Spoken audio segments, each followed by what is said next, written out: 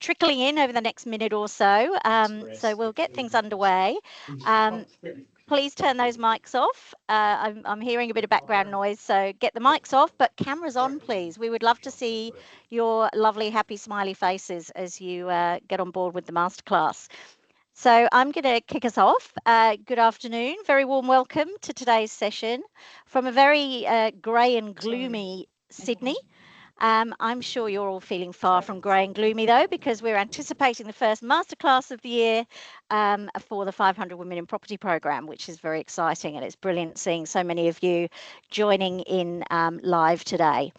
So I've already mentioned a couple of times, but let's have those cameras on so that we can engage. Mics off so there's no slightly embarrassing interjections that you didn't mean to make. And I also need to mention to you that this session is being recorded so that we can share it with folks afterwards who perhaps weren't able to get here today. So without further ado, I am going to offer an acknowledgement of country, and I'd like to acknowledge the traditional custodians of the lands that I'm joining you from today, the Gadigal people of the Eora Nation, and I pay my respects to elders past and present. I'd like to acknowledge and honour the ancestors and elders of many hundreds of years right across the lands from which you're all joining in today. I know we've got people from right across the country for their leadership, their wisdom and their spiritual connection to and stewardship over the country, and recognise those who continue to protect and promote Aboriginal and Torres Strait Islander cultures. I acknowledge the past and I stand together with First Nations people for our collective future in the spirit of reconciliation. And of course, a very warm welcome to any Aboriginal or Torres Strait Islander people who might be joining us on the call today. So my name is Justine Knight. I'm the Head of Diversity, Inclusion and Wellbeing at GPT, bit of a mouthful. And as many of you would have heard at the programme launches that recently happened, we've been proud sponsors of this programme right since its inception 10 years ago. Sorry, the lights have just gone off on me here.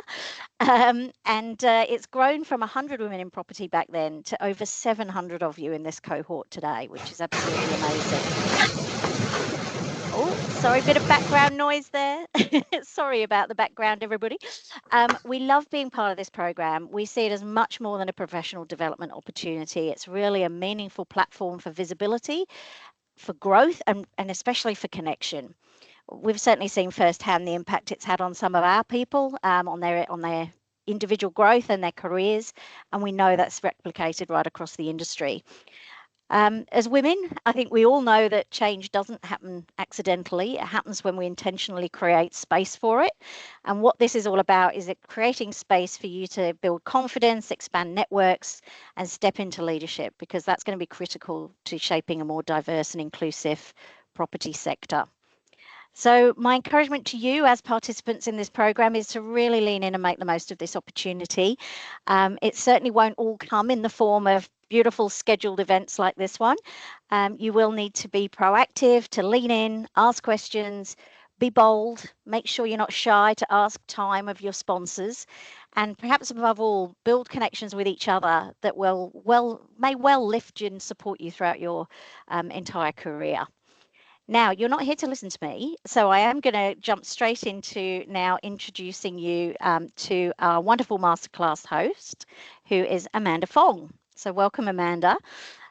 Amanda, a little bit of background on her, has spent over 2 decades working with some of Australia's most well-known brands, including the likes of Bunnings, Urbist, PwC and Intermediate Capital Group.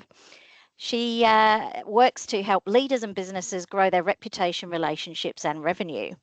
She brings a rare mix of experience across leadership, communication and coaching. She's a graduate of the Australian Institute of Company Directors, a certified organisational coach, and serves on the board of the International Association of Business Communicators. We're incredibly lucky to have her kick off this masterclass series. So we will hand over to Amanda now with one final reminder to put those mics on mute, please. Thanks, Amanda. Thank you, Justine, for such a beautiful warm welcome. And thank you all for joining us. It's so fantastic to see that Teams button buzzing and more people entering the lobby second by second. I think we will be getting over 300 at the end of the day, which is awesome. Wonderful to see you all. I just want to reiterate what Justine said, which is please keep your cameras on where possible. It just makes it far easier for everybody to be engaging with one another, because we will be breaking into smaller groups later on as well. So please do put your cameras on if you can. Obviously, keep your phones on mute. And if you're able to keep kind of other devices away, that would be fabulous. Thank you, GPT, for the fantastic support. I remember way back when I started at Urbis, probably 7 years ago, as the Group Director of Brand and Clients, sponsoring this program was one of the first things that we did.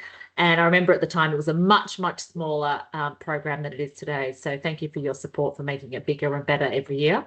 And thank you too to the Property Council team. Noella is on the call today, and Chloe, but of course Nicole too, who is away at the moment. Right, we are going to get straight into things, and we've only got 90 minutes together. So I want to give you a little bit of a rundown about what you can expect on this call today. Hopefully my slide will turn. So over the course of 90 minutes, we're going to be doing a few different things. We're going to be sitting together as a group sometimes, so all few hundred of us. We're going to be breaking into smaller groups, so sometimes you'll find yourself in a room of 4 or 5 people, and we're also going to be taking some time for personal reflections as well. So if you've got a notepad and a pen to hand, great. Anything to scribble on would be wonderful.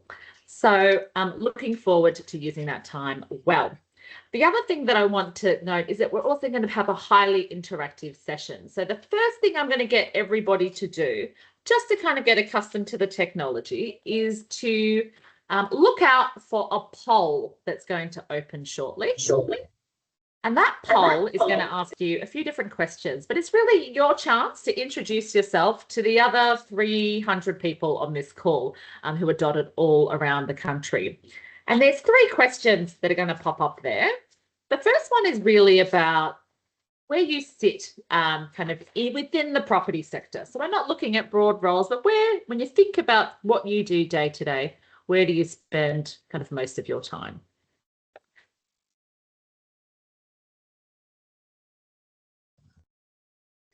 Got a lot of people feeding into that development process, which makes a lot of sense. Right, now let's also take a look at where is everyone based at the moment today.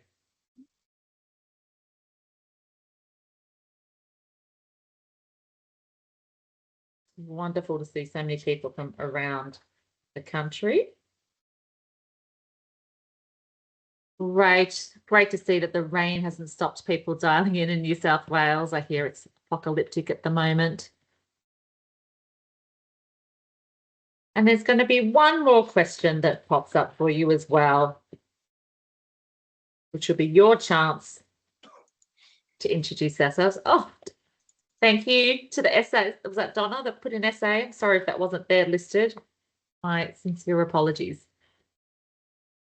And we'll have one more poll question popping up soon, and that's going to be about your generation. So, when we think about what year we were born and what generation that puts us in. So, boomers, Generation X, millennials, or Generation Y. I'm happy to disclose that I am a Generation X on the cusp of millennials. So sometimes I like to call myself an Xennial. It'd be great to see what this cohort looks like. I don't think we have any 12-year-olds in the room, so we haven't included Generation Alpha. When you see that pop up, it's great to see so many people still coming in as well. Welcome. This is certainly the biggest classroom I've had online. Great. For those that have just joined us, welcome. You might see some questions popping up on your screen. And if you're happy to fill out the poll, that'll just help us get a sense of who you are and the makeup of the audience today. Great. Wonderful. So we've got a really, really diverse team here from what it looks like. We've got individuals that cut across every segment of the property life cycle. We have people here dotted right around the country. And actually, we've got a really great spread too in terms of generations, which will really feed into the conversations that we're going to have later today. So welcome all, and thank you so much for joining. The topic today is reimagining leadership. And the reason why it's called reimagining leadership is because leadership is changing. There is so much happening in the world right now out there, which means that the very notion of what we have traditionally thought of leadership is changing by the day, by the minute. And my belief is that it's now a conversation and a topic that everybody needs to be thinking about. So whether you've got 1 year of experience, 5 years experience, 10, 15, 20, 30, leadership, and again, the definition of leadership is being reimagined. So today we're going to be going through 3 kind of simple things over the course of the next 90 minutes. And again, we're going to be doing it together. So as Justine said, this is high participation, high engagement throughout. And you will all have your turn to kind of share your views throughout this hour and a half. So we're going to take a look at leadership to date, how we've traditionally looked at leadership. Then we're going to think about what is changing the way that we define leadership. So why is it being reimagined right now? But we're then also going to look at that question of, well, what's in it for you? Like, why bother? You're busy. You've all got a lot on.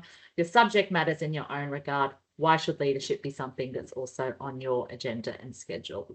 And as Justine said from the get-go, this is all about making intentional efforts and choice around what you put into it. So as we go through this, I want you to be thinking about it, not just from a conceptual standpoint, but more importantly, what it means for you throughout.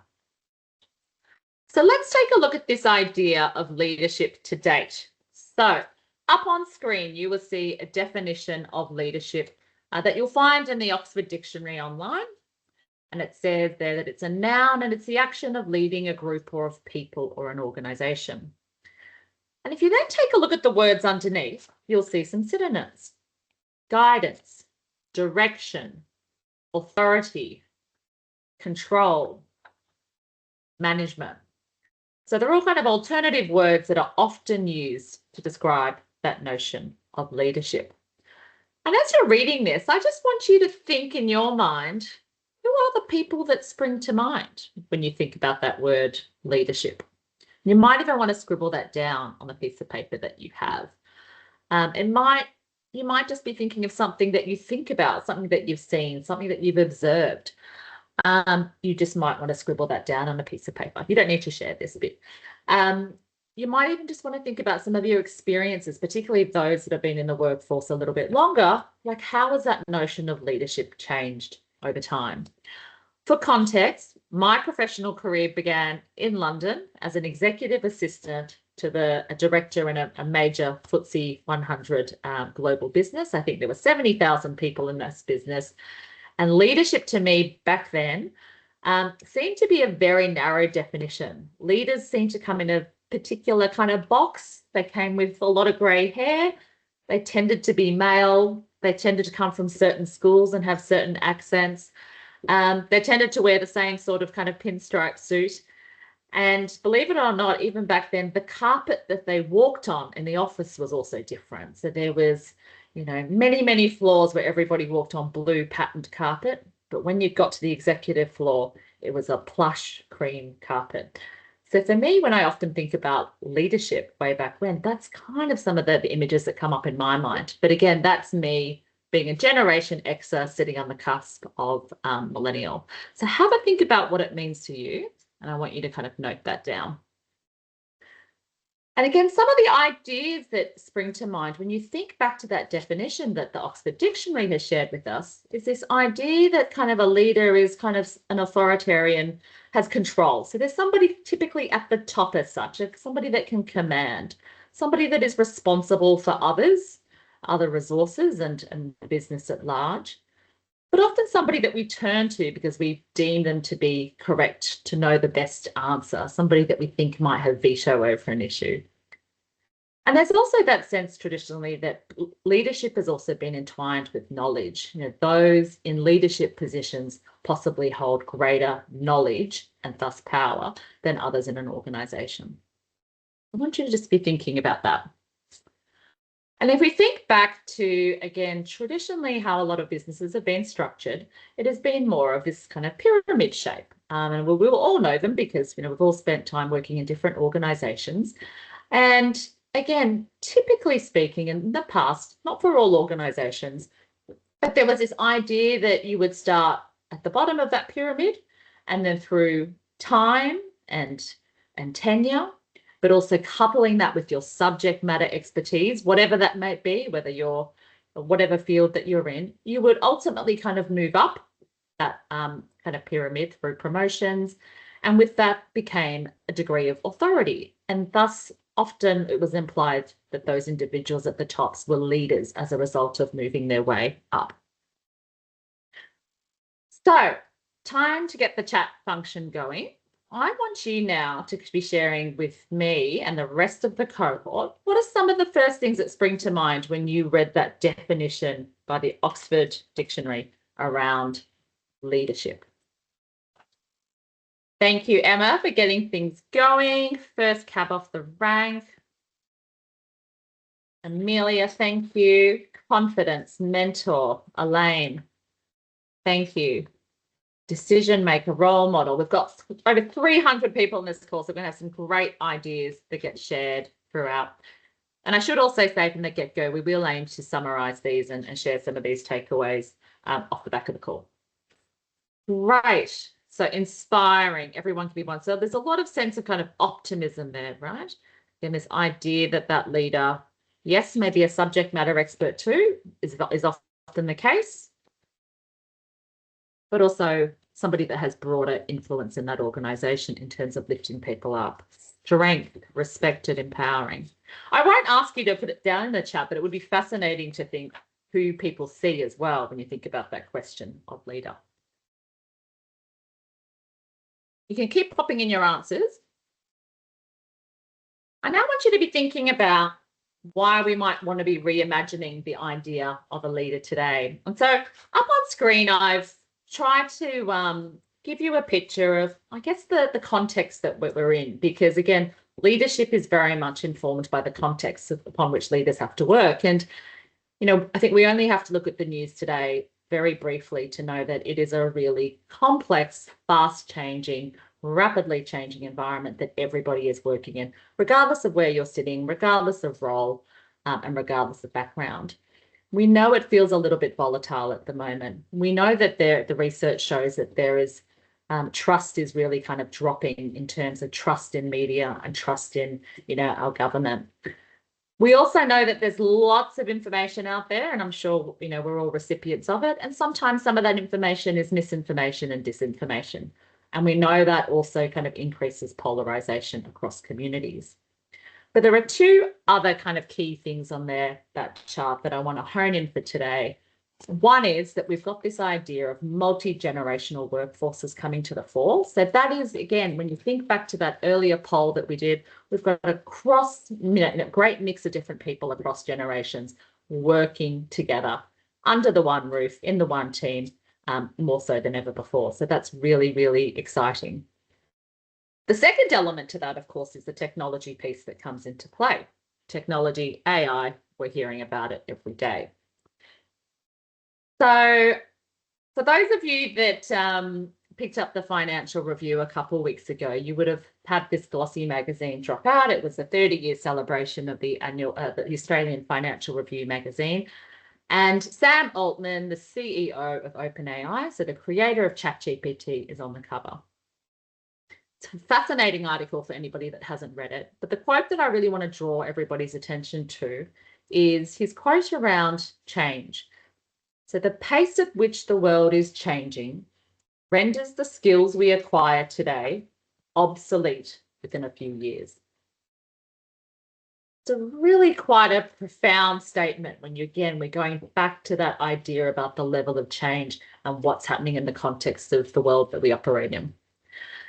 And obviously, Sam's been looking at this primarily through the lens of technology. And if you look at my very kind of simple chart, we can see that different generations were informed by different technologies. And that's really quite a key definitive factor about how generations develop different kind of traits and attitudes that they bring into the workplace. If you haven't already, I highly recommend the book by Jean Twenge. She's an American academic who does a lot of work in this space. But again, the idea being that if you take a look at the different generations, it's really technology that has been the biggest kind of shift in each generation's experience. I'm sure for some of you, there may be devices on there that you haven't seen before. But what we all know is where things are going. And so we can see that things have kind of evolved from obviously the fax machine there to the left. And I'm sure some of us will also remember the typewriter as well. But we're now very much firmly in that space where AI is now embedded in a lot of what we're already doing and most of the devices that we're touching. And it won't be long before that kind of moves on even further. And there's greater kind of blending between the tech that we're using. And then as part of this, what we're also then seeing is this move towards individualism. So there's more emphasis as the generations have evolved around the notion of self. So we now value freedom, independence, equality, personal choice. And with so much kind of reliance on this idea about self, it's really important that people feel good about themselves. And I'm sure, you know, we can all kind of understand that kind of idea. That being said, again, it wasn't long ago, if you go back to the kind of boomer era, that would have been a really unusual concept. And so one thing that Jean Twenge did was that she took a look at 25 million books scanned by Google, and they took a look at the language that was used in some of these books and how that has evolved from that time of boomers through to kind of now. And what it kind of tells us is that if you were growing up in the 1950s, you were very rarely told anything that reiterated this idea of being an individual, like just be yourself or you're special. Whereas today, the language around loving yourself, being special, looking after yourself is so much kind of blended in our day-to-day conversation. So much so that I was crossing the road the other day and I saw a bus coming through that was out of service.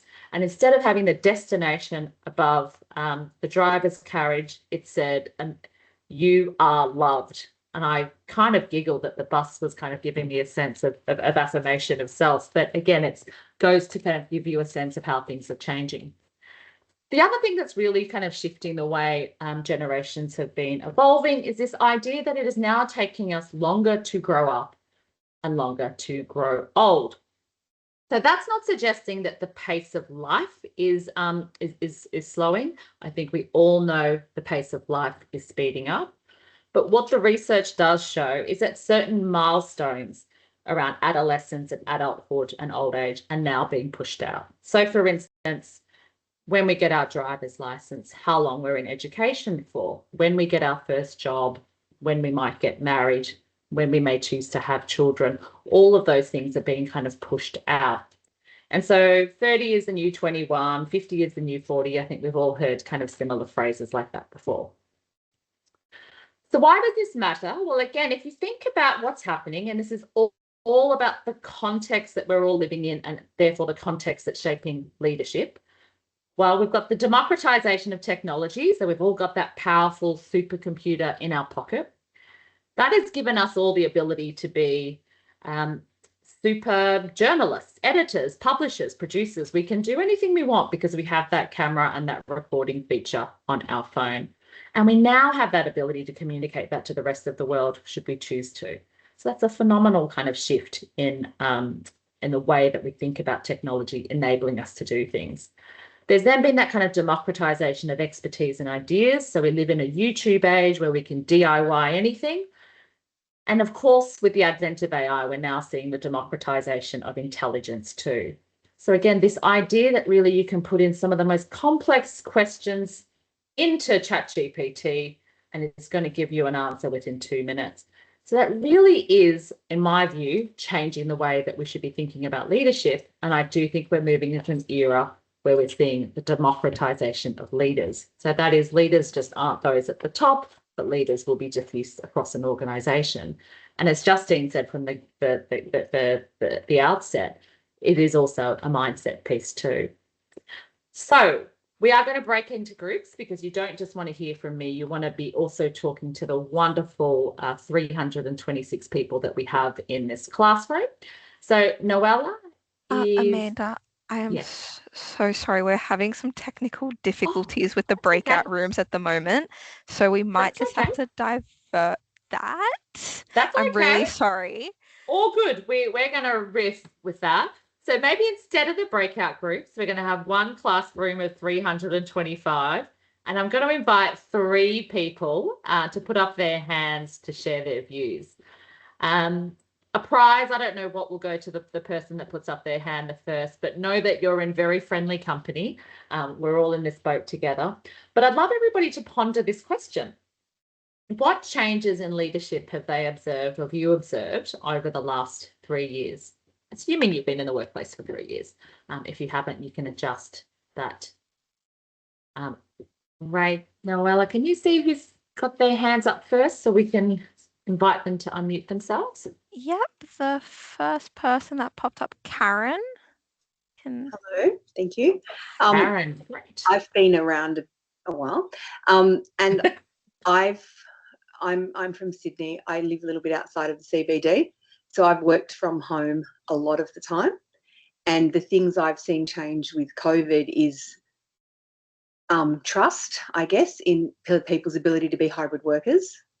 And it's interesting now when COVID's kind of sorted itself out, how people are now perhaps not trusted in some entities, and there's this kind of demand to be back in the office.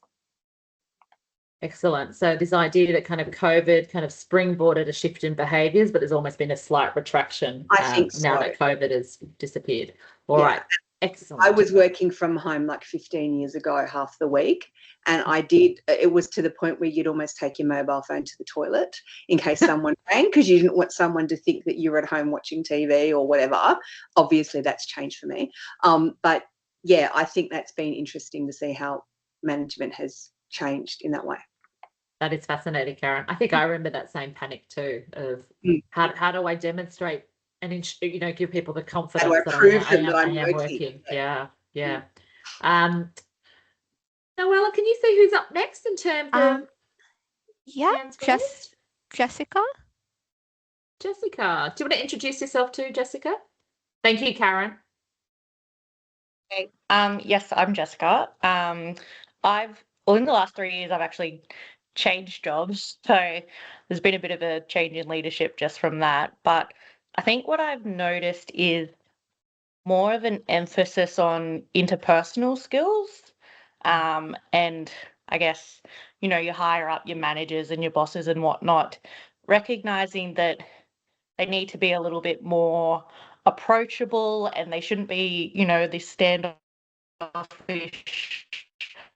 other kind of entity. And part of me wonders if that is to do, what you were talking about with intergenerational changes and the rise of individualism. Like, I know as a millennial, we're a lot more about work-life balance and checking in with each other and our workers and making sure they're comfortable and, aren't too stressed, rather than just being purely work-focused. So I think I've noticed a little bit more of, kind of developing those interpersonal skills and checking in with workers that it's not just as much work-focused as it was previously. Excellent. And so it sounds like the engagement you're having with your team, to your point, it's not just about the subject matter, at hand, but actually often it's a pastoral care piece, but it's also about engagement, collaboration, and checking in with people as humans. And I love that, because I think, again, I'm going back to way back when I first started. I remember feeling like people had their professional mask and then they had their kind of, human mask, but you would only very rarely see that, maybe at the Christmas party once a year. Who else have we got with their hands up? Justine. Justine. Hi there. Yes, I thought I'd just offer a perspective on this, but it's actually very similar to what Jessica was saying. So what I've really noticed is the uplift in expectations and development of leaders around that human element of being a leader. So it's no longer, sort of sufficient just to be a good technical operator once you're in a position of needing to lead other people, you need to be able to have the skills to do that, and the interpersonal capability to do that, the curiosity to do that, the empathy to do that. And I think that's still very much a work in progress. I think we still have plenty of quite old school leaders knocking around the corridors who are not necessarily older by generation, but just maybe old school in how they operate, that kind of perhaps fail to realize just how important the humanistic side of leadership really is.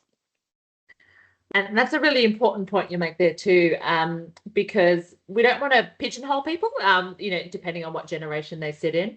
And I certainly don't want to lean into any stereotypes around generations. But I think there's this idea that you're talking about, Justine, that, businesses and the context that we're operating in is constantly changing. So everybody has a role to play in driving some of that change. I'm going to keep going, but I invite people that have got their hands up that I haven't gotten to maybe put in their thoughts in the chat so that people can still keep an eye on what you're saying and add to that as we go on.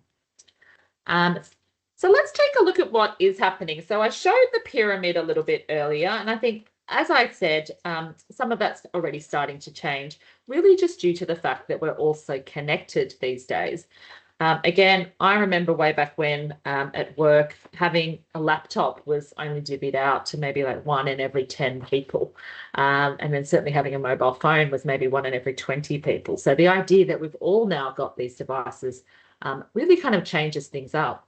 And it does mean that things are inherently a bit flatter because we are all connected to everybody, and not just individuals within our organisations, but individuals across organisations and right across the industry at large. So we're all operating in this kind of quite complex, highly connected, hybrid environment. And again, that I think creates a degree of democracy around leadership that we haven't seen before. Some of you may have read the Microsoft Work Trends report, which came out a few months ago, but I just want to share a few statistics because I think what it speaks to, again, is some of the change that we're now starting to see, again, really accelerated by AI. So Microsoft speaks about this idea of the frontier firm. And what it means is they interviewed a bunch of leaders around the world, and over 80% of leaders say that this year, so 2025, is the pivotal year for them to be rethinking strategy and operations as a result of AI. So we know that is on the agenda of most boards and most executive teams right across the board. It then says that over 80% of leaders expect AI agents to be integrated into a company's strategy in the next 12 to 18 months. Okay, so again, we already know there's this intention and indication that AI agents will kind of become little buddies of ours. And we also know from this research that 80% of leaders are confident that they'll use agents to, again, expand, the workforce's kind of capability. And again, I'm sure many of you are already going through that at the moment. So again, 2025 year has been dubbed the year of the frontier firm. And the idea really that Microsoft is talking about is this blending between irreplaceable human insight, which everybody brings to bear through a different lens, depending on what your subject matter expertise is and your background and so forth. But coupled with that, also being really enabled and kind of fast-tracked with AI. And, again, the way that I think about AI is this idea that we now have intelligence on tap. It's on demand. Knowledge is abundant. In the past, it would take us a long time to get to the answers of things.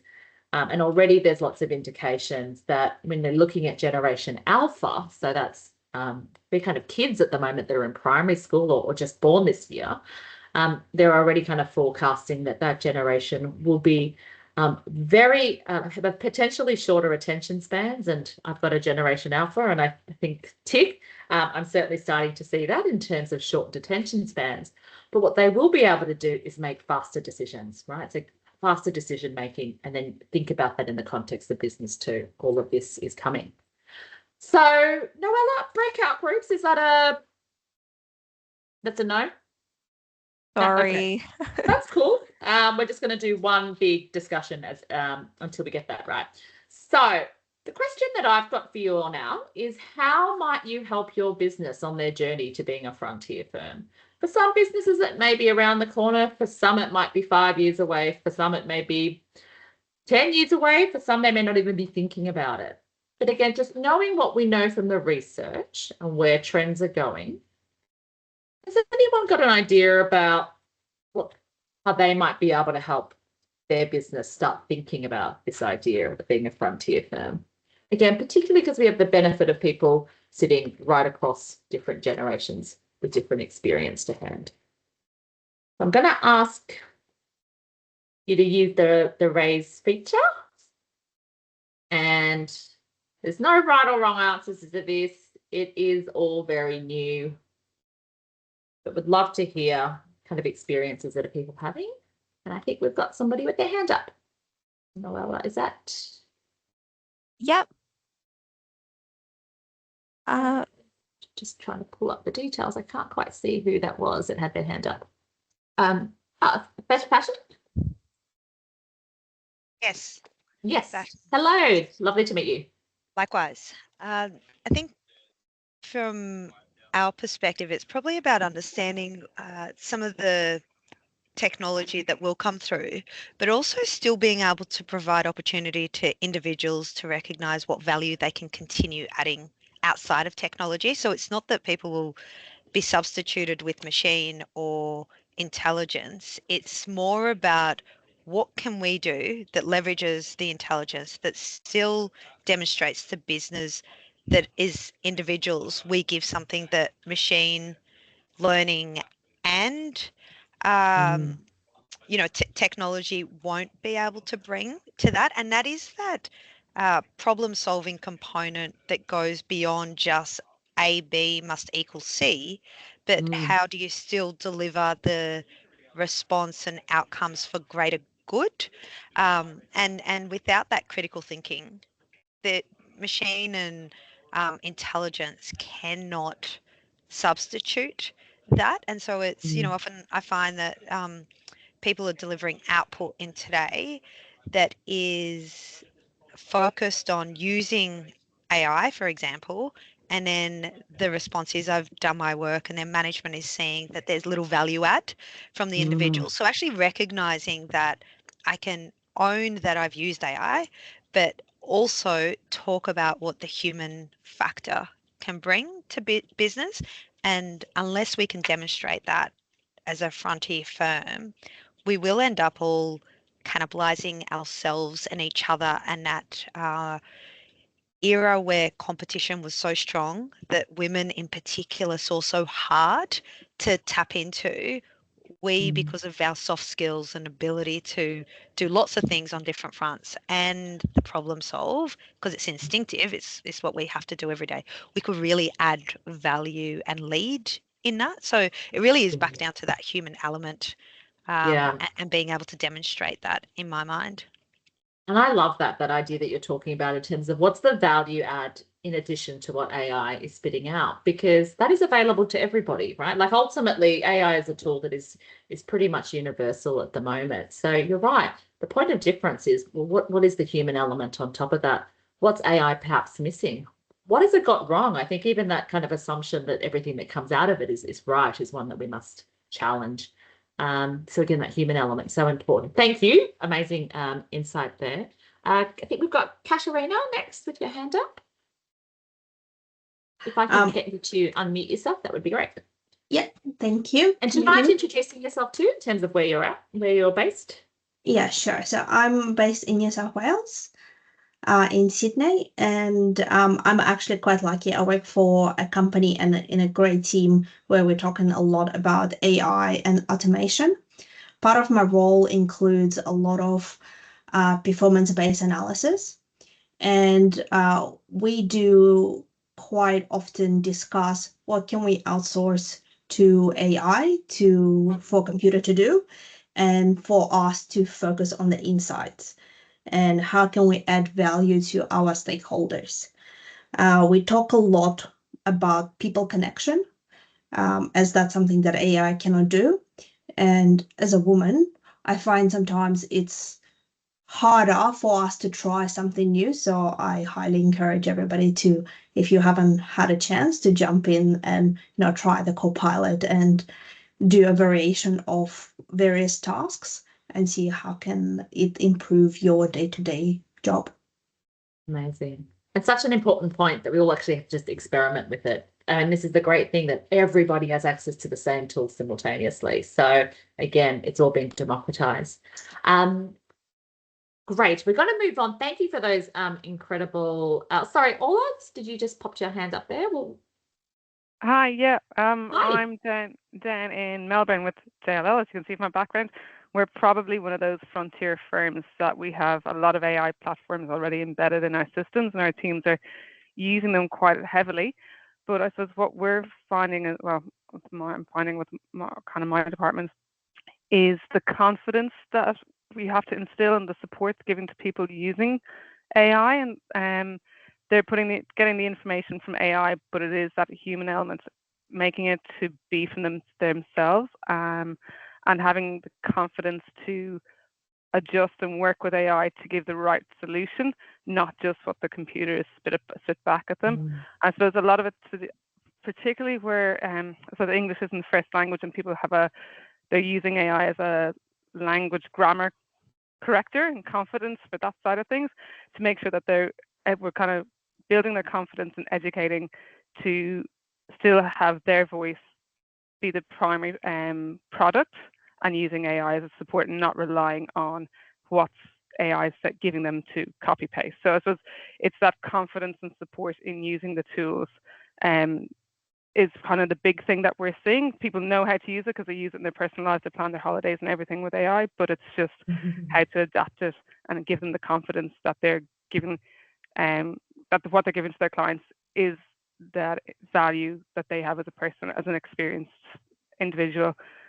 Excellent. Thank you, Ola. That's fantastic. And again, I think it really reiterates what we've just heard earlier. So there's an aspect around, let's not forget the human element in all of this. Two is that there's a role to play, I think, with everybody on this call in terms of helping others get comfortable with the idea that this is new technology.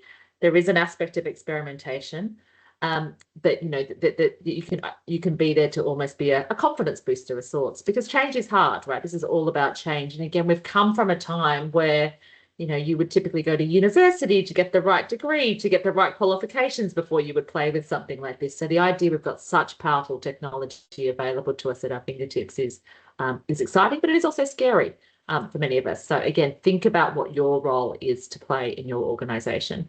We'll take one more comment. I think that's Millie.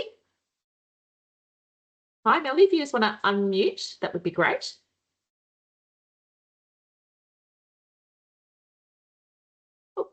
Have we lost Millie? I think we've lost her. We'll come back to you, Millie, once you're back online. Sorry, can you hear me? Yes, we can hear you. Sorry. Yes, so I look after the pop-ups and advertising in centers for Brand IQ QIC. And I'm finding AI, this is just for sharing my experience with AI, a little bit tricky. I'm 45 years old, and you're right, it's gaining the confidence to use AI more than, just as a corrector of your text. And that's my personal experience. Our leaders are encouraging us to use it for more, but personally, it has get into my household. So my partner is using AI for almost everything, and he's very encouraging me, because it's even bringing into the friendly tone of voice. So he has this personal assistant that helps him with whatever he needs. So I think in future it will be very good in terms of introducing it in our work day to day. Thank you so much. That's a great example, and I love how you shared that, how it's happening at home too. I think what it also reminds us all of, though, is that the property industry is a people business. And I mean, I think we feel that at every property council event we all step into. This is an industry that is built on networks and relationships, that this might help possibly kind of superpower it as such. I'm just going to jump ahead to keep us on track, and there's going to be more time for others to contribute. So thank you to those that have already done so. We've still got room for the other 325 to put up their hands. But I want to take a look at this idea about multiple generations in the workforce at the same time. And again, you can start to kind of see this playing out in this chart here, but it's this idea that, you know, some people are in the workforce for longer these days because they're healthier. You know, longevity has improved, so they tend to be working for a longer period of time. And then again, we have each been informed by different major events, and we've each been informed by different technology as well. And again, I want to go back to the point I made earlier about the research by Jean Twenge, who's a generations expert and academic. But again, it's really the technology that is the biggest kind of driver in the shifts in attitudes and behaviours and beliefs of each generation. So if we kind of put this into play, you know, we might imagine in maybe not right now, but in a few years' time when Alpha starts, you know, their work experience, and well, they might even start that now, that we're possibly going to be having these multi-generational teams that we will be part of, and that is really exciting. Again, this isn't about putting people into kind of stereotypes, but rather kind of thinking about everybody's experience and what that brings to bear in a team setting. So have a look at that circle, have a think about kind of where you sit. You might even want to have a think about where your team sit at the moment too, and the backdrop that has influenced their work experience. I just want to talk about Generation Z briefly for a moment. I think we've got a good chunk of people from the poll that sit in Generation Z, so you might want to put up your hands later to shed light on this. But really, this is kind of our first generation of digital natives, and it's expected by 2030 that a third of the workforce will be Generation Z. So again, really, really exciting that we've got this demographic shift happening. And some of the positive stuff that's already beginning to happen as a result of that is that the Edelman Trust survey, which is an annual survey, says that Generation Z is really starting to influence the way leaders think about work and the purpose of their companies. And 66% say that Gen Z's entrance into the workforce sets a higher standard than before for them as an employer. So again, this kind of expectation now that as a business, there might be more that business can do to present itself to its community. And again, if we take a look at this a little bit further, I want you to be paying attention to the idea about what each of these generations values. Again, there'll always be some variability. You might be on the fence between a couple of generations. But again, the research kind of showing that these tend to be the values that each generation brings to bear. And there's some wonderful things in each and every generation. So we don't want to suggest one is better than the other, but more of a case of there are strengths in perspective and experience that every single employee can bring to bear. So your boomers have incredible wisdom and perspective just gained through experience. And they've often worked in businesses for a long period of time where they've really valued that kind of loyalty and hard work and stability. Generation X is kind of the last generation to remember kind of having a foot in both camps. So one foot in the analog world and one foot in the digital world. So they kind of bring a little bit of both, fluent in both kind of the patience that you need around analog, but also very well aware of the speed that can now come through digital and tech. Millennials obviously came of age in an age of uncertainty, 9/11, the GFC, but also the rise of the internet. And they've really kind of brought to businesses a much more kind of purpose-led focus, which is great. And again, this idea, which a number of you mentioned earlier about the idea that leaders really have to become far more human. It's kind of expected now. Generation Z, so the group that will represent 1/3 of the workforce in the next 5 years, has never known a world without Wi-Fi, and they're obviously digitally native, and they can move fast, but they do see themselves very much as global citizens. And then Alpha, these individuals are kind of sitting at primary school right now, or for some may even be born today, because today is the cutoff year, will only know, many of them will only know a world where AI has just been a given. So let's have a think about what that means, right? In terms of, again, this idea of knowledge is abundant and available to all, and then really seeing technology as an extension of themselves, not as something that is separate. So Noella, I can't see your face, but if you can just give me a shout out if we're. I'm so sorry. I All good. still can't get it to work. I'm That's so totally sorry. fine. Totally fine. We're gonna keep working as a big classroom, which makes it all the more fun. So take a look at what's on screen. There's a bit there. So imagine you're in a project team with a range of different team members that represent different generations. So I've got Gen Z, Millennials, Generation X, and Boomers.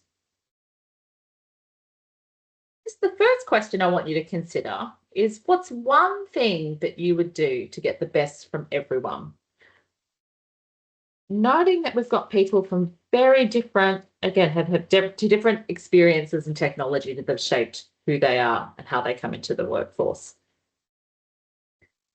Some of you might have a very specific example in mind.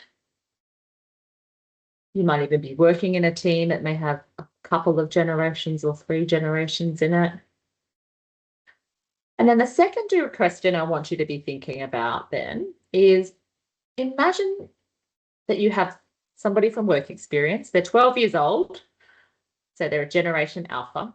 They've come into your workplace. What are they seeing about the workplace and the work experience that you and your team may no longer see, because they're coming in with fresh eyes and a fresh perspective, and again with their own context? We might try and invite, let's say, 3 people to kind of share their perspective.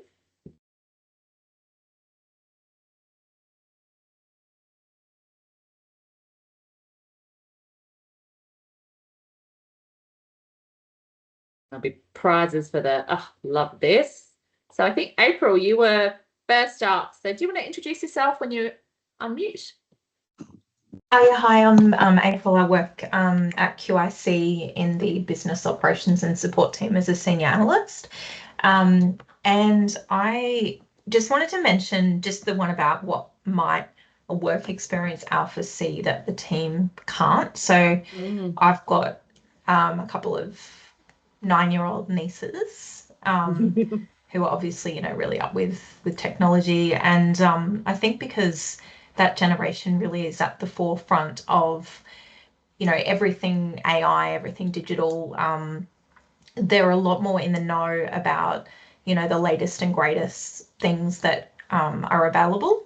And I think if a 12-year-old or someone young came into a workplace and sat back and was looking at, how they would do things, I think the main thing would be there's probably particular technology or things that they use that we haven't really even heard of. And I think when you get older and, you're busy day to day, people tend to kind of lean towards what they know.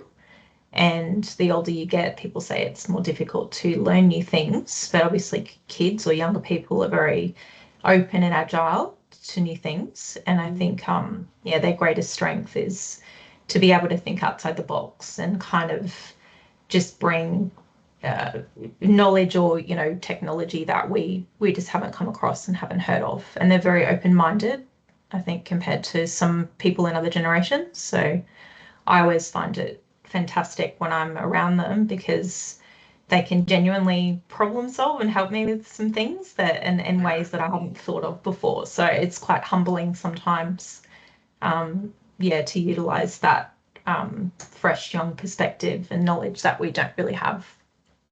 Love that. And as an example, I've been working with a large business outside of the property sector.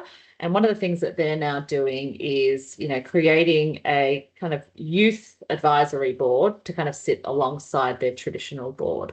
So the idea being that how do they tap into some of the great insights that, again, the younger generation employees might be seeing and experiencing, and how can that information insight be connected back into some and inform some of the decision making by boards. So that's really exciting too. I think some of these kind of developments that we're now seeing again, whereas in the past we've always seen the board to be again typically kind of tied to tenure, and as such, tended to tap into kind of older generations. Erin, would love to hear you. Thanks, April. That was great.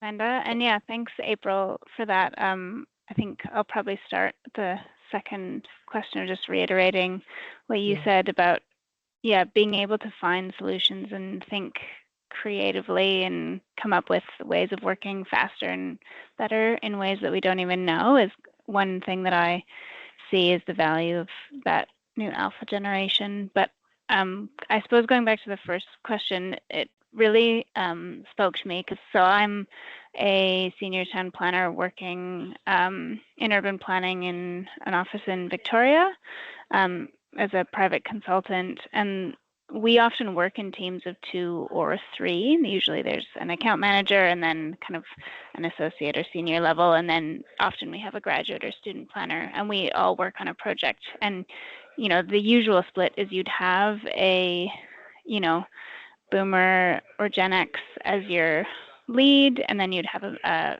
millennial or a Gen Z as your middle, and often a Gen Z as the kind of junior that's helping. And I see these interactions really playing out on my projects where you have that boomer or Gen X can bring a lot of history and knowledge. They've established a lot of relationships. They have a really strong network. They know who to call. They know, they've been in the industry. They know the history of a site. They can bring a lot of that and offer a lot of guidance. And then I'm 31, so I'm kind of on the younger side of millennial group.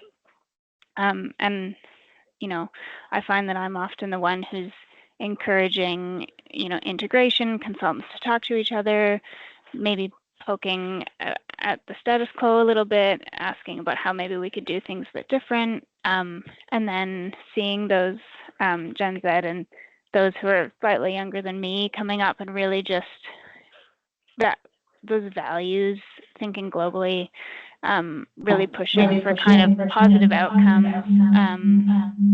I see all of that working on my projects. Oh, we've just got a bit of if I could just invite everybody to ensure they're on mute. Well, are we able to manually? Thank you. Great. Sorry. We'll go back to you, Erin. You were just kind of talking about, again, challenging the status quo at times. Oh yeah, and then just the people in the office who are slightly younger than me on teams, just really adding their perspective, ensuring that the project's working towards positive outcomes that really help with net benefit, those kind of things. I'm seeing all of those, like the best of everyone and that generation coming together on our projects in a really positive way. Love that. That's a beautiful example of how that can work. Thank you so much. Kiara, are you online? You can. I am online, yes. So hi, my name's Kiara and I come from the GPT group. I work specifically on Melbourne Central Asset in the retail sector. And leading into the first question, so imagine you're in a project team with various, obviously, age groups. Recently, we actually did a HBDI test, which actually delves into the way you think, which also then helps to explain how people work best in environments. And I think it's more about understanding what makes people tick than what their age is. So it's taking away that measurement of someone or that thought of someone based in those categories.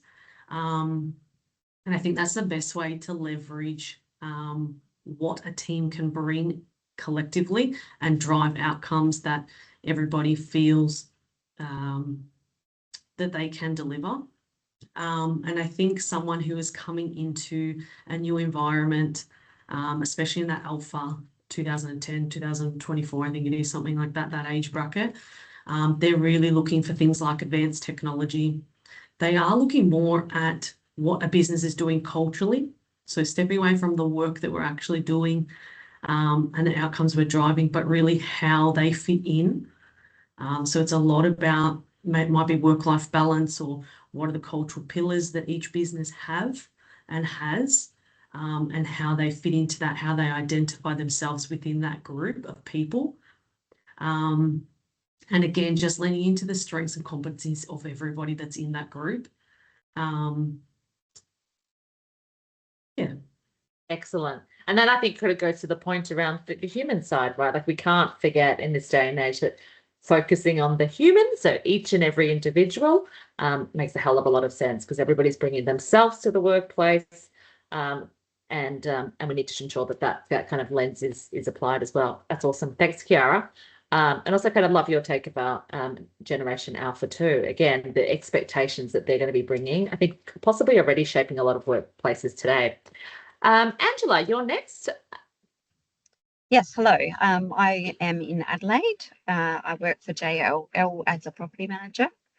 I just really what the people who have gone before me have said is all very true. The only thing I was going to say to that was if you've got the different generations, particularly the older generations like Generation X's and Boomers, you can use their expertise and knowledge and experience, and then perhaps someone of a millennials or a Gen Z age group could then put their spin on how the same thing could be delivered but in a different way, I suppose. And it's just looking at the same concepts or those concepts brought to the table by the older, more experienced, perhaps staff members, but then how it can become relevant to our today's environment by perhaps presenting it in a different light or going about it in a different matter. Fantastic. So again, tapping into those different people and to get the different perspectives, right? So tapping into that idea of the strength of diversity in thought, particularly again, given that we're working in complex times. So it's highly unlikely that one person is going to have the answer to some of the very curly issues that we're all dealing with. One final contribution for this section, is it Sweetha? Yes, hi. Hi. I work as a project manager for Harvey Norman. Yeah, I just wanted to talk about this one. This one was interesting because well, particularly in my team, I suppose we have almost every generation. Like my colleague is a Gen Z. I personally am a millennial. My managers are Gen X, and as most of you might know, the chairman of our company is a boomer. And I've been fortunate enough to be in the meeting room as our chairman. Have had a few conversations shared with him. So it was very interesting whenever I'm in such meeting rooms to see where everyone's coming from, their viewpoint. It has been a good experience to learn, I suppose, like everyone said, that like their experience and their networking skill and what they bring to the room is entirely different as to what we can do as a millennial or a Gen Z. Well, I personally have always loved the phrase, a wise man learns from others' experience while a fool learns from their own experience. Hence, I usually observe and learn. I'm a good listener, and I try to take as much in as possible from their experience. And at the same time, I suppose where we come in is like our expertise with the technology and AI and how we can build more scalable and sustainable processes for more standard operating procedures in the company, I suppose. Incredible. And maybe off the back of that, one thing that everybody could even just think about if you haven't already done so is you all have mentors as part of this program, but maybe think about mentors that might sit in other generations too, where applicable. Think about how you can surround yourself with a bit of an advisory network that, again, cuts through those different generations too. Great contribution. Thank you so much. So let's take a look at what this could possibly then mean in terms of then the future shape of leadership, and have a think about this again in the context of you and what you bring into your teams and your organizations. So again, what we're speaking about is this idea that, again, there's a real strength in the fact that leaders now need to be empathetic, but also incredibly curious. You need to be able to be comfortable in terms of identifying but also pursuing possibilities. So it's one thing to see things, but it's another thing to actually act upon it. So identify and pursue. There's obviously more and more problem solving that needs to be done. And again, we're imagining that's going to be done not on your own, but with others around you, across generations, technology, different people in different organizations. You're going to act with vigor as well, because time is short, so we need to act quickly. Again, faster decision making, I imagine, is coming into the fore. But again, given the context that we're in, there is so much happening at the moment. So how do you also help people make sense? So context in terms of what has come before. And I think Erin kind of shared some of that with her example of working in a cross-generational team. Then how do you not only think about yourself in that network that we saw earlier in terms of connecting people, but people, ideas, and also technology? What is the role of technology in doing all of that? So the way that I like to think about it, and you may name this differently and you may have other strands that you would add, or you may have totally different titles. That's perfectly fine.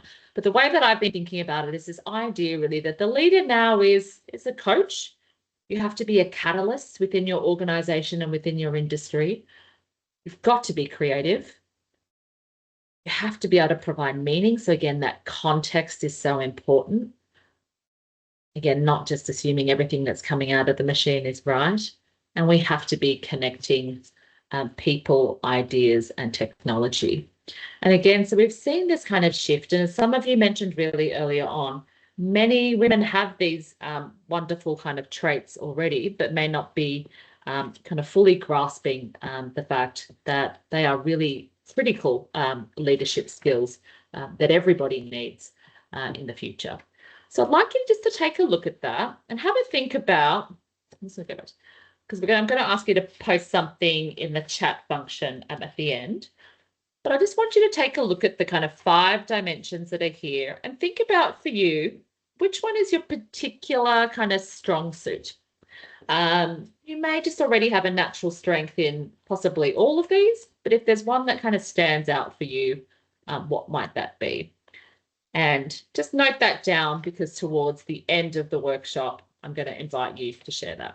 So just note that down on a piece of paper for the time being. So coach, catalyst, creative, contextualizer, or connector.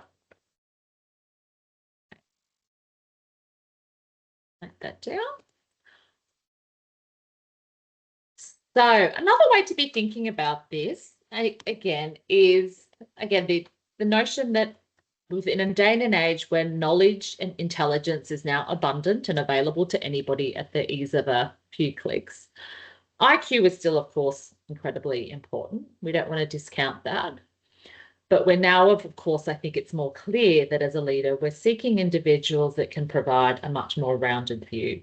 So in addition to IQ, there's the emotional element, so the EQ piece, where you can lead people, influence culture, drive engagement. Again, think about how to get the best out of different people, different personality traits, different generations, different backgrounds. And on top of that, we also want to add in AQ, so your adaptability quotient. So your ability to kind of respond to change, because as we know, change is speeding up. Right? So again, think about yourself in the round, and I'd love you just on your own sheet of paper to be thinking about those 3 dimensions, and you might even just want to kind of circle which one you would like to kind of hone in on as part of your participation in the PCA masterclass. So what's in it for you? So you haven't come here to hear me speak. You've come here to be challenged and to have been hopefully provoked a little bit so you can think about yourself. So we're going to spend probably the next 10, 15 minutes or so doing some self-reflection. So get your pieces of paper out and a pen. And I'm going to be popping up a series of questions on the screen, and I'd love you to spend a couple of minutes on each, scribbling down your thoughts. So the first reflection is, everybody in this room is a subject matter expert in a particular field. You know, when I took a look at the registration list, we have, you know, experts in every single segment of the property sector that you can think about. So beyond mastering your subject matter expertise, whatever that might be, whether it's an architect, a developer, an accountant, a fund manager, how else may you maximize your impact? So I want you all to grab a piece of paper, or if you don't have paper, to kind of jot it down in the keyboard, but start noting down for you what that might be. Again, we're going to give it a couple minutes. I don't have any music to play, unfortunately, as background music.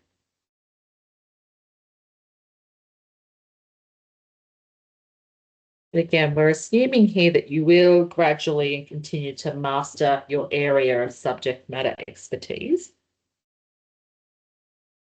But how else may you maximize your impact, particularly given some of the things that we've talked about?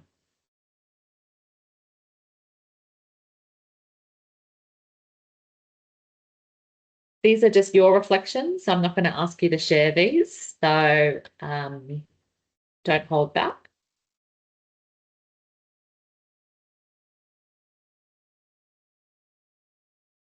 Okay, reflection number 2. So what would it take to be the type of leader that people sought out? And identify one thing you will keep doing, one thing you will do differently, and one thing that you will stop. So what would it take to be the type of leader that people sought out? And for context, the thinking behind this question is, as you all know, we live in a day and age where we all kind of curate our own existence, our own little bubbles. We choose who we want to follow and we block those that we don't.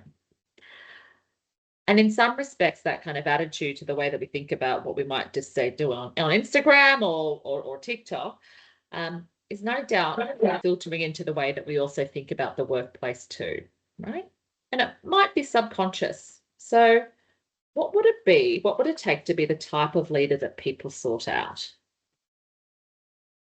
They're not just coming to you because they're told that you are their leader. They're seeking you out because there are other traits that you're demonstrating. And again, identify one thing that you'll keep doing, do differently, and stop.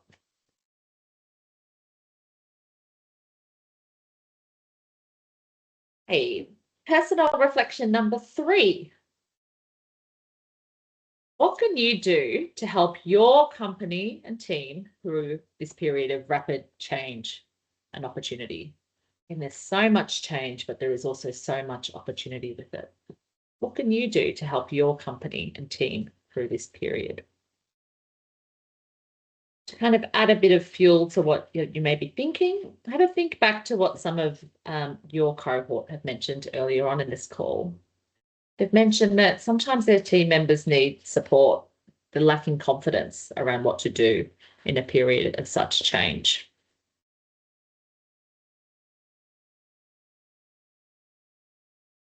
Again, there are often very different work experiences and life experiences being fed into a team. So what is your role to play? Is there an opportunity for you to maybe play a bridging role given where you sit in your organisation, whether that be generationally, whether that be just in terms of your experience generally, or the relationships you have within the group? But have a think about what can you do to help your company team through this period of rapid change and opportunity.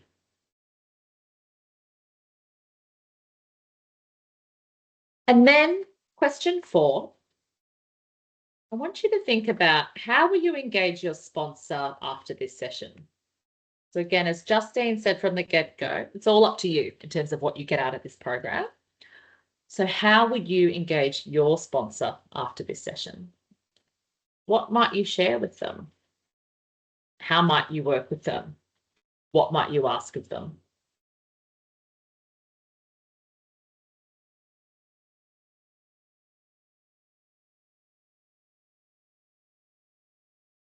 And then finally, I also want you to note down, how will you hold yourself to account? I'm not tracking this. Noella's not tracking this. PCA is not tracking it. This is all about you, an opportunity for you to take this program and get the most out of it. So how will you hold yourself to account? And you've got 272 other people on this call that can kind of help hold you to account. What are you going to do to hold yourself to account? So note that down.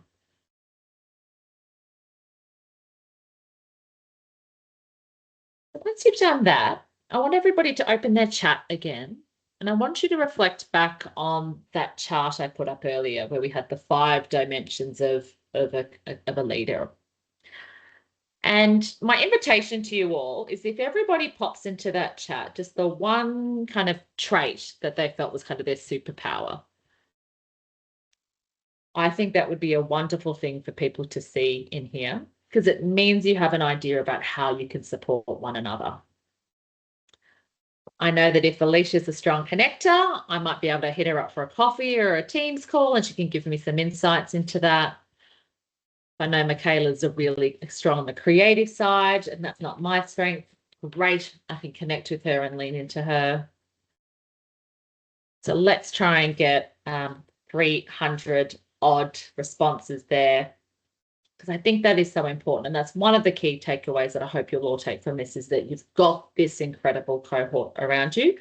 And whilst we weren't able to do the kind of smaller breakout rooms, in many respects, it's probably worked out better, Noella, being in a bigger group, because again, you've all got each other to lean on. So your industry black book has just expanded by 300. And if everyone's okay with this, what we are going to do is summarize all of this off the back of this session so we can share some of this back with you, because again, I think it's a great way to connect in with each other on the way back. So with that in mind, I just want to remind you that as you start thinking about your role as a leader, and you are all leaders already, it is as much about mindset. I often think about leadership and leading as a verb, not as a noun. So don't wait to be asked. Don't wait for the change in role title. Don't wait for a new kind of position to be formed. Think about the many small actions that you can take now to start demonstrating leadership, given what we've talked about. And think about it through those different contexts of I am a coach, I am a connector, I am a contextualizer, I am a creative, and I am a catalyst. Because really in this type of day and age, I think organizations need more people like you on the call that can really kind of take this by the hands.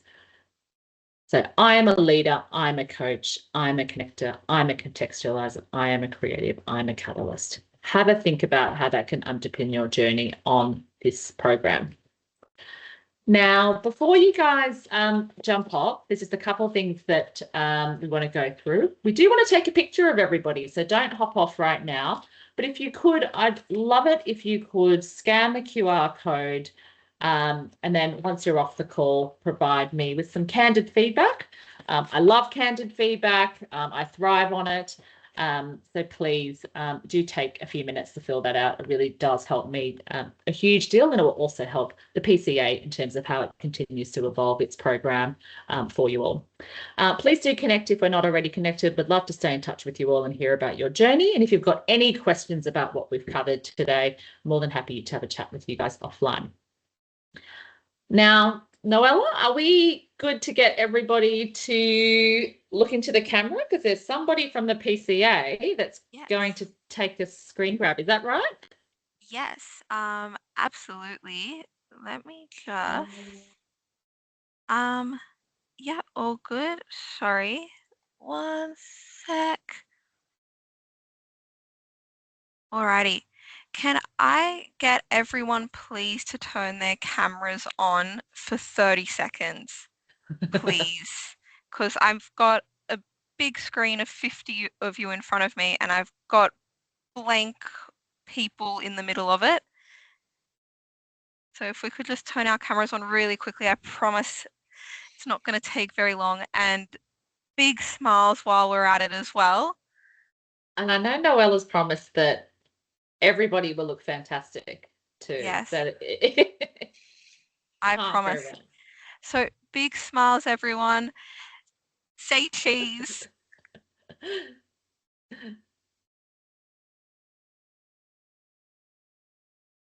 Alrighty, we got it. Thank you all so much. And on behalf behalf of the Property Council, thank you all for joining us today and for participating. And thank you to Amanda for hosting such a wonderful session. And I'm sorry the breakout rooms didn't work the way we wanted it to. And thank you to the GPT group for all their support. We encourage you to meet with your sponsor and discuss your learnings moving forward. Coming up, we will issue a recording of this masterclass so you can watch it back. And also for all those who registered for Coffee Roulette over last week and this week, you'll receive your first matches next week, so keep an eye out. If you didn't receive an email from Coffee Roulette, can you please let me know by contacting diversity@propertycouncil.com.au so we can get that fixed up. But yeah, thank you all so much for participating. We're so excited to have you all involved in our 10th year of the program. And if you ever have any questions, you can hit me up at diversity@propertycouncil.com.au. I'm here to help. Yeah, if there's nothing else from you, Amanda. No, thank you all for joining. And again, sorry we couldn't get you in the breakout rooms, but you've got everyone's details, and I hope you enjoyed the session. We look forward to seeing what you do with it. Thank you all so much. Have a good rest of your afternoon, everyone. Thank you. Thank you. Thanks, Noella. Thank you. Thank you. Thank you. Bye. Good to see you all.